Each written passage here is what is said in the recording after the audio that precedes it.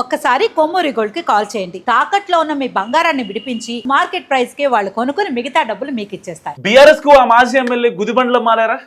వీలైనంత త్వరగా ఆయన్ని వదిలించుకుంటేనే బెటర్ అని పార్టీ పెద్దలు భావిస్తున్నారా? ఆ దిశగా ఆల్రెడీ యాక్షన్ స్టార్ట్ అయిపోయిందా? అతన్ని తక్షణం కారు నుంచి కిందికి దించేయకుంటే ఘోరమైన డ్యామేజ్ తప్పదని ఫిక్స్ అయిపోయినట్టేనా?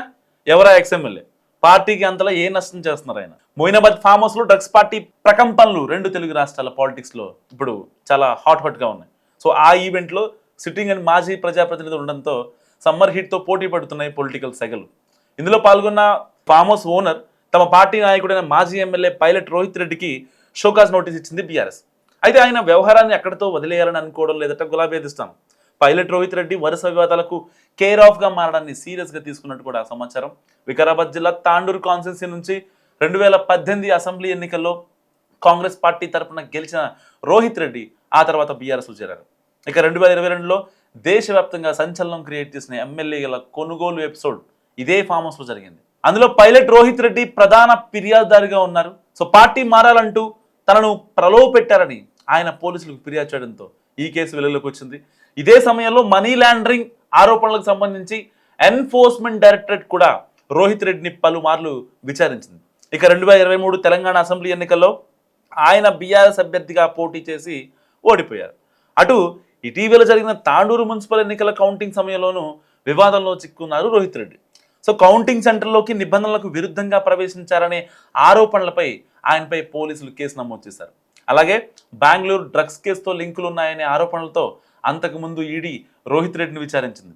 ఇక తనకు ప్రభుత్వం కేటాయించిన భద్రతా సిబ్బందితో కలిసి సినిమా స్టైల్లో రీల్స్ చేయడంపై అప్పట్లో తీవ్ర విమర్శలు వచ్చాయి. ఇప్పుడిక ఆయనకే చెందిన ఫామ్ హౌస్లో డ్రగ్స్ పార్టీ కాల్పుల కలకలంతో పాటు మాజీ ఎమ్మెల్యేకి కూడా డ్రగ్స్ టెస్ట్ పాజిటివ్ రావడం రాజకీయంగా కలకలం రేపుతుంది. ఈ క్రమంలో రోహిత్ రెడ్డిని ఇలాగే వదిలేస్తే పార్టీకి నష్టం జరుగుతుందని భావిస్తుందట బీఆర్ఎస్ అధిష్టానం. సో డ్యామేజ్ కంట్రోల్లో భాగంగా మాజీ ఎమ్మెల్యే మీద చర్యలకు సిద్ధమవుతున్న సమాచారం. అందులో భాగంగానే ముందుగా షోకాజ్ నోటీస్ ఇచ్చారు. వారం రోజుల్లో సమాధానం చెప్పాలని, అది సంతృప్తికరంగా లేకపోతే చర్యలు తీసుకుంటామని కూడా నోటీస్లో పేర్కొన్నారు. అయితే సరిగ్గా ఇక్కడే పార్టీ వర్గాల్లో సరికొత్త చర్చ మొదలైంది. పైలట్ రోహిత్ రెడ్డికి నోటీస్ అన్నది ఫార్మాలిటీ మాత్రమేనని, వారం రోజుల తర్వాత అయినా ఆయన్ని బీఆర్ఎస్ నుంచి సస్పెండ్ చేయడం ఖాయమన్న మాటలు వినిపిస్తున్నాయి. సో ఆయన పార్టీకి లాయల్గానే ఉంటున్నా ప్రతిసారి ఏదో ఒక వివాదంతో రచ్చ అవుతుందని, వాటన్నిటికీ మించి ఈ డ్రగ్స్ కాల్పుల ఎపిసోడ్తో పార్టీకి బాగా డ్యామేజ్ అవుతుందన్నది గులాబీ పెద్దల అభిప్రాయం. సో ముఖ్యంగా డ్రగ్స్ విషయంలో పైలట్ రోహిత్ రెడ్డి దొరికిన తర్వాత పార్టీ వర్కింగ్ ప్రెసిడెంట్ కేటీఆర్ మీద కూడా విమర్శలు చేశారు రాజకీయ ప్రత్యర్థులు. సో ఆ దెబ్బకు పార్టీ కూడా గట్టిగా కౌంటర్ చేసుకోవాల్సి వచ్చిందని చెప్పుకుంటున్నారు బీఆర్ఎస్ లీడర్స్. దీంతో డ్రగ్స్ పార్టీలో పాల్గొనడమే కాకుండా దాన్ని నిర్వహించిన పైలట్ రోహిత్ రెడ్డి విషయంలో కఠినంగానే ఉండాలని కూడా అధిష్టానం భావిస్తుందట. అందుకే వెంటనే సస్పెండ్ చేయకుండా ప్రొసీజర్ ప్రకారం షోకాజ్ నోటీస్, వారం రోజులు గడువు కూడా ఇచ్చినట్టు చెప్పుకుంటున్నారు.